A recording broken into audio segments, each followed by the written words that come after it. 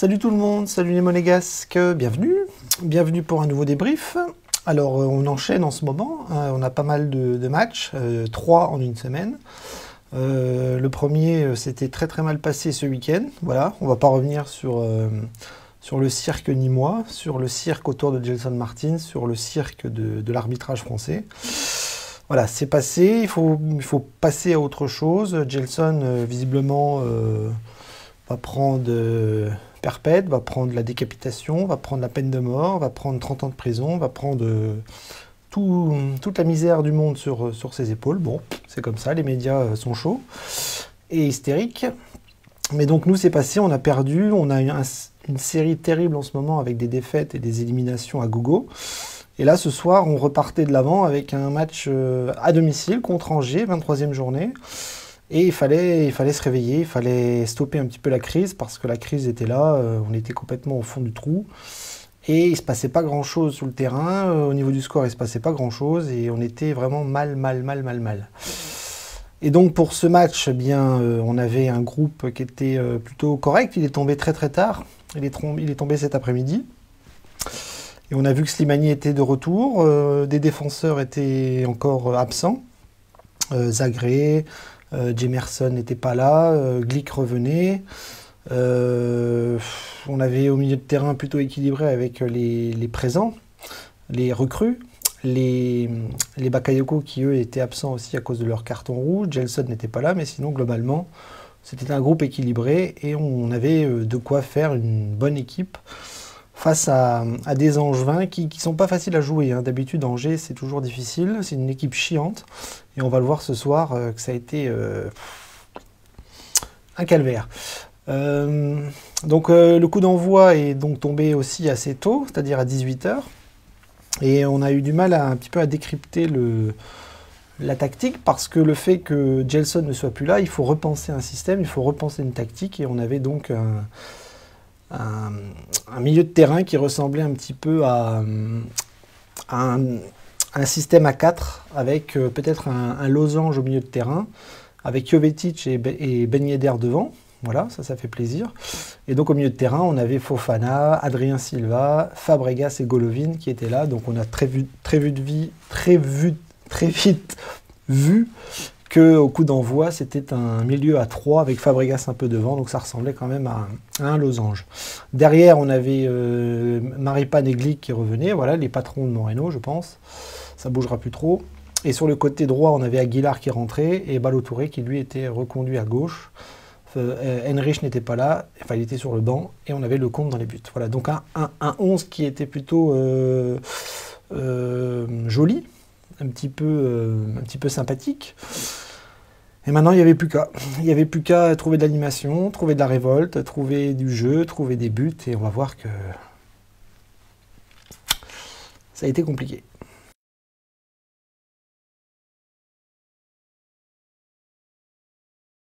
Alors le résumé, ben, on va faire vite. On va faire vite parce qu'il n'y a pas eu grand-chose à se mettre sous la dent. Ça a été un match qui... Alors je vous le dis, hein, j'ai trouvé le match abominable. Ça a été affreux. J'ai trouvé que les Monégasques ont été pas mauvais, mais absents. J'ai trouvé les Monégasques complètement à côté de leur sujet. Une deuxième mi-temps totalement inexistante. Et une première mi-temps où, après le but, eh ben, il ne s'est plus rien passé. Voilà. Donc le résumé, on va le faire vite, parce que des occasions, il n'y en a pas eu 105. Hein, il y en a eu très peu, voire pas du tout. Et à la première mi-temps, en fait, on a eu le but de Jovetic, voilà, à la 18e minute, voilà, un très joli but. En fait, c'est un éclair de génie de la part de Jovetic. Sur un ballon au milieu de terrain, on a Fofana qui lance une longue transversale vers l'avant.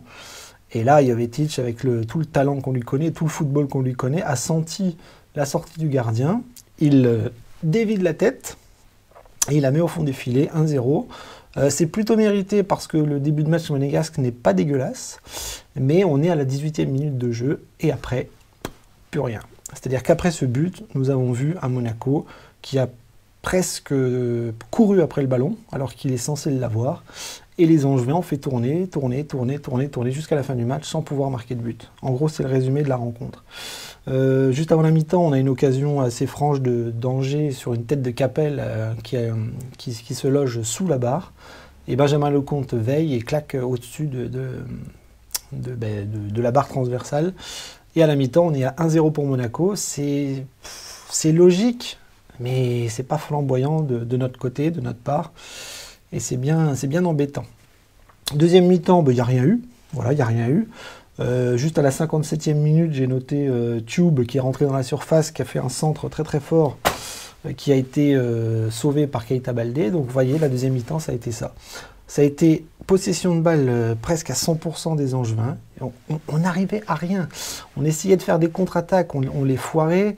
On a Ben Yedder qui a essayé, on a Golovin qui a essayé, on a vu des joueurs se casser la figure, on a vu Ben Yedder se faire empaler par 2-3 défenseurs. Donc c'était vraiment abominable. On n'arrivait pas à garder le ballon, on n'arrivait pas à faire la différence face aux Angevins. On sait que les Angevins, c'est plutôt costaud physiquement, mais moi, ce qui m'inquiète, c'est que dans le jeu, on n'a rien vu, on n'a rien proposé, on a marqué un but et c'est tout. Et on a beaucoup de chance de ne pas s'être fait revenir au score et de perdre. Parce que quand vous voyez un contenu comme ça, vous avez vraiment tous les feux qui sont au rouge d'un point de vue football. On a des talents individuels, mais il n'y a pas d'équipe, il n'y avait pas de fond de jeu, il n'y avait pas de pressing, il n'y avait pas de lien entre les lignes. On a vu quand même des joueurs intéressants, Fofana par exemple, ça j'y reviendrai après. Mais globalement, on a galéré. On a galéré à prendre le ballon, on a galéré à jouer. Alors, est-ce que le contre-coup de samedi nous a un petit peu cassé les jambes et les têtes? Je ne sais pas. J'ai pas l'impression. Je pense qu'on est quand même techniquement supérieur à des joueurs comme ceux d'Angers. Mais là, ce qui m'embête, c'est qu'on n'a pas eu le ballon et que Moreno, c'est son projet, quoi. Donc, très inquiétant le contenu. J'espère que ça va changer dès ce week-end parce qu'on gagne, certes, c'est très bien. D'un point de vue comptable, on en avait urgemment besoin. Mais dans le contenu, c'est trop pauvre, c'est trop triste et c'est chiant.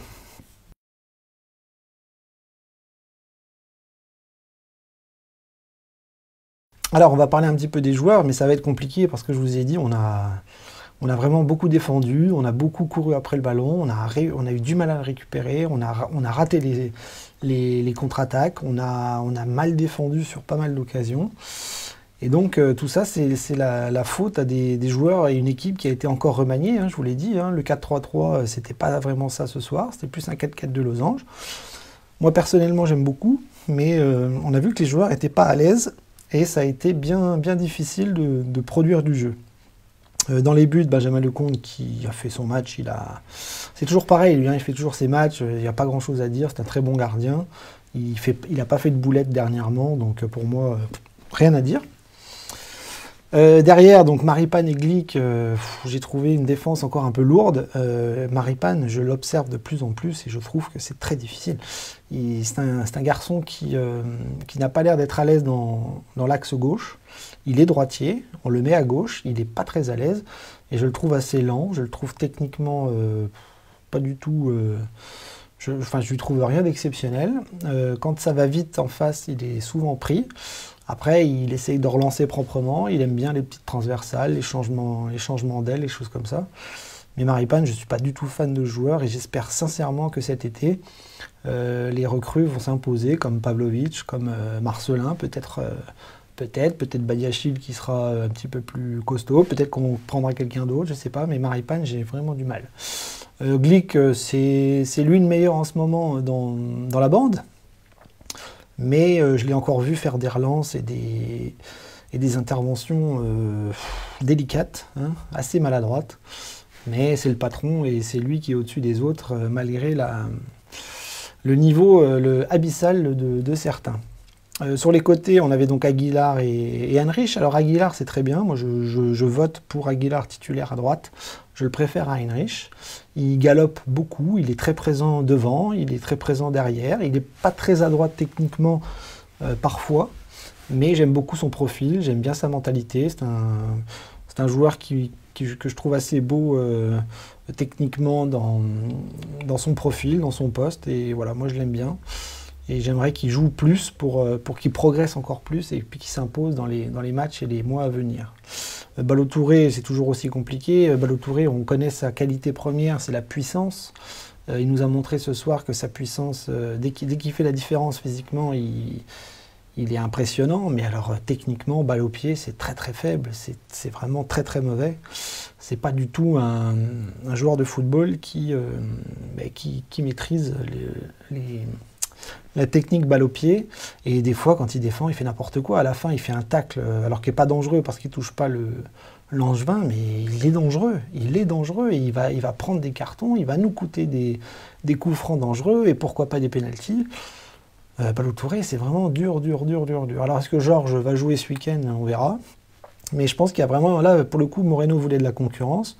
Il en a à gauche, il en a au milieu, il va peut-être en avoir ailleurs, mais Ballo Touré, ça me dérange. Ça me dérange vraiment sur certaines interventions.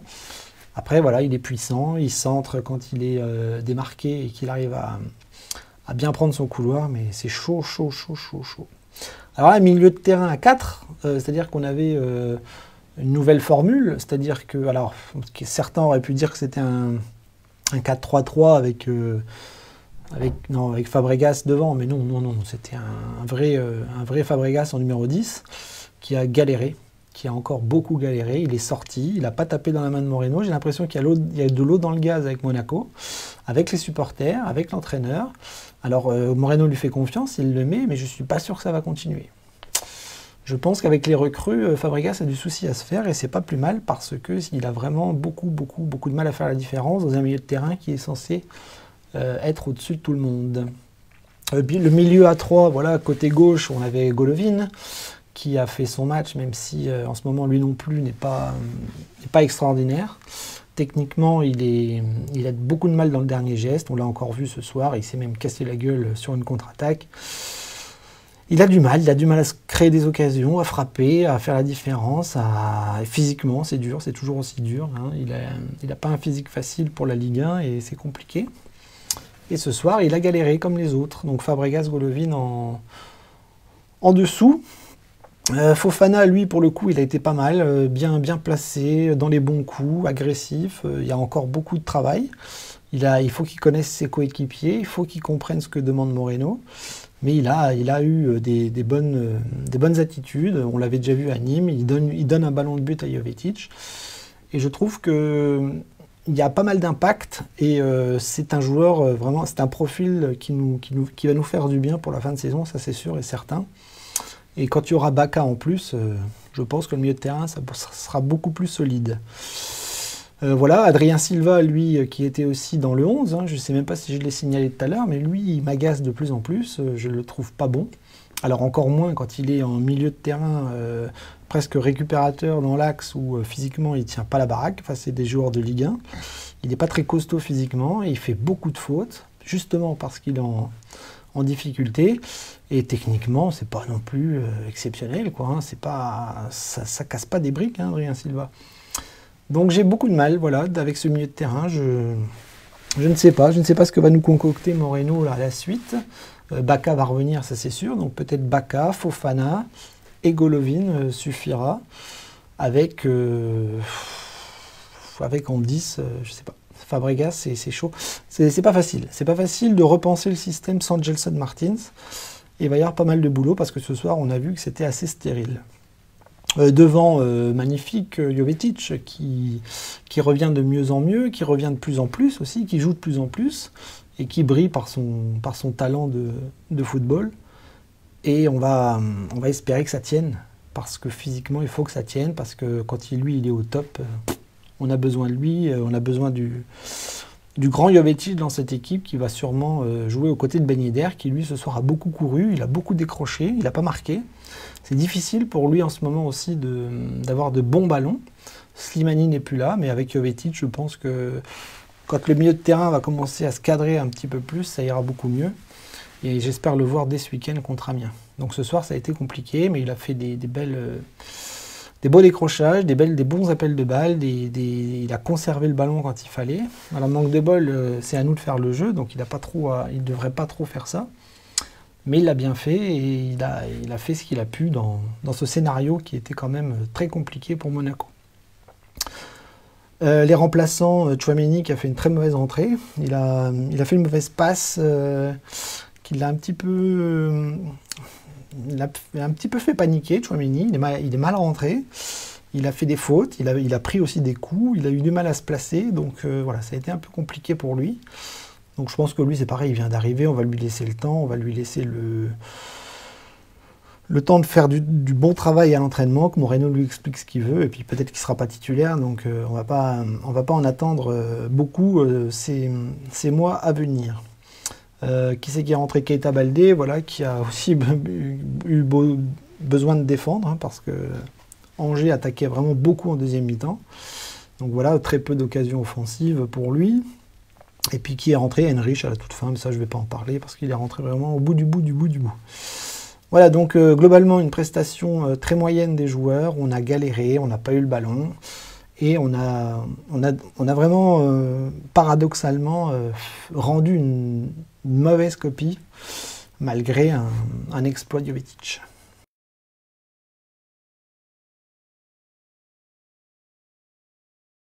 Alors les tops et les flops, ben, ça va être très rapide, parce que des tops, il n'y en a pas beaucoup. J'ai même envie de dire qu'il n'y en a pas. Mais je vais mettre Jovetic parce qu'il faut le signaler quand il est là, il faut le signaler quand il marque, il faut le signaler quand il nous apporte du positif et qui nous fait du bien. Donc voilà, son but est magnifique, c'est l'instinct d'un grand joueur. Il a décanté la rencontre, il a ramené les 3 points ce soir, donc rien que pour ça, ça sera mon petit top de la soirée. Voilà, merci Yové pour cet éclair de génie. Alors le flop, c'est compliqué aussi, parce que je ne vais pas mettre toute l'équipe, je ne vais pas mettre un tel et un tel joueur. Moi, le flop de la soirée, moi, ce qui m'embête, c'est un petit peu le contenu. C'est-à-dire, c'est le manque de jeu, le manque de tout, en fait, le manque de football de la part de Monaco. Et ça, je pense que Moreno en est le chef d'orchestre. Et là, ce soir, on a vu un chef d'orchestre qui n'a rien amené. Il n'a absolument rien fait pour que Monaco prenne les rênes de ce match, et on voit rien. Donc si on voit rien, c'est que la philosophie et le jeu prôné par Moreno n'est pas encore adhéré, ne fonctionne pas encore. Alors sur les réseaux sociaux, on me dit qu'il faut du temps. Oui, ça c'est sûr, il faut du temps. Il y a un système à repenser aussi avec l'absence de Bacca et de Gelson Martins qui ne sera plus là. Donc peut-être que les joueurs n'arrêtent pas d'être brin-le-balai comme ça, de système en système, de tactique en tactique, de consigne en consigne. Et là, ce soir, le problème, c'est qu'il a mis en place un système différent d'habitude, et ça n'a pas fonctionné parce que Monaco n'a pas réussi à mettre le pied sur le ballon. Monaco a couru après le ballon face à Angers. Face à Angers. C'était pas Paris en face, c'était Angers. Et ça, c'est très problématique parce que le temps passe, les semaines passent, et on voit rien. Donc voilà, mon petit flop, c'est quand même pour Moreno ce soir. C'est pas un taquet, c'est pas, je ne brûle pas Moreno, hein, je ne vais pas faire un Jardim out avec lui, hein, ça serait idiot. Moi, je lui laisse beaucoup de temps, et quand je dis beaucoup de temps, c'est presque 1 voire 2 saisons. Donc respirons. Mais pour l'instant, ce soir, ça marche pas. Et dans le jeu, il n'y a rien à Monaco, dont ce soir.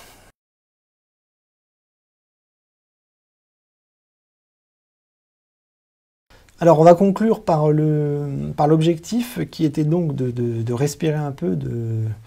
J'avais marqué sur les réseaux sociaux que s'il y avait un parachute, il fallait l'activer maintenant. Il a été activé. Nous avons mis le parachute ce soir. On arrête notre dégringolade. On respire un peu d'air frais, un peu d'oxygène. On prend 3 points. Le contenu est catastrophique, mais la victoire est là. Donc ça, il faut s'en servir pour la suite, et notamment pour ce week-end, parce qu'on va à Amiens. Et logiquement, c'est un match qui doit être à notre portée, on doit le remporter. Et l'objectif, ça serait bien cette semaine de prendre 6 points pour se remettre un petit peu la tête à l'endroit et pour aller rechercher les premières places, on va dire, en haut du classement. Là, je ne parle plus de podium, je ne parle même pas de 4e place. On va attendre de voir si Monaco ne se réécroule pas encore une fois. Donc là, on va prendre les matchs après les matchs. Ce soir, ça s'est bien passé d'un point de vue comptable. Dans le jeu, on a souffert. Maintenant, on va attendre ce week-end, on va attendre Amiens. Et si on ramène 3 points d'Amiens, on pourra repenser le calendrier après avec des objectifs nouveaux qui ont totalement disparu actuellement. depuis la série catastrophique qu'on vient de connaître depuis Strasbourg, depuis Saint-Étienne, depuis Nîmes, depuis Paris, et depuis que Moreno est arrivé. Parce que ce soir, c'était la première victoire de Moreno en Ligue 1. C'était long, c'était laborieux, et c'est pas rassurant du tout pour l'instant. Voilà, donc je vous laisse, je vous laisse méditer sur tout ça, et je vous dis donc à ce week-end pour le débrief d'Amiens, en espérant une autre victoire, et vite, on a besoin de points.